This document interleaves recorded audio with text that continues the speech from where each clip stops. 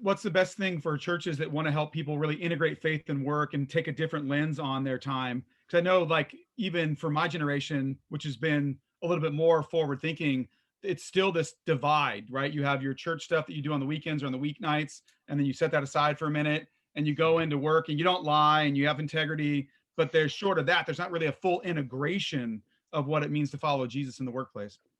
Well, I think, some things, I think there just needs to be a lot more practical preaching on the subject. How do you show up in the workplace? How do you deal with some of the diversity issues? When you're sitting across the table from somebody who's of a different faith, how do you handle that? What do you deal with different sexual orientations, and particularly here in the Bay Area? You know, how do you address those things? Right? How do you show up and become somebody that people are viewing as, I want to talk to them about these issues, even though the Christianity that I think I know, you know, is opposed to some of the views I have. How do we turn the political environment that we're in, to be a positive and not a negative against the church?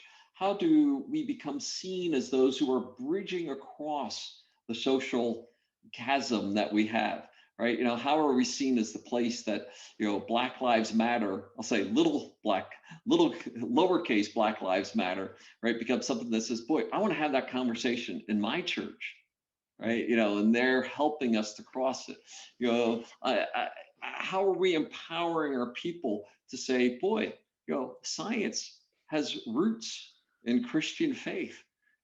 I'm an engineer, and I don't have to be seen as stupid or exiled to be a believer in the biblical truths as well. How do I bridge those two things together?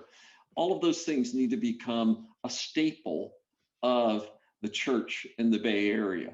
We have to be arming our people for how to go into the marketplace and be effective.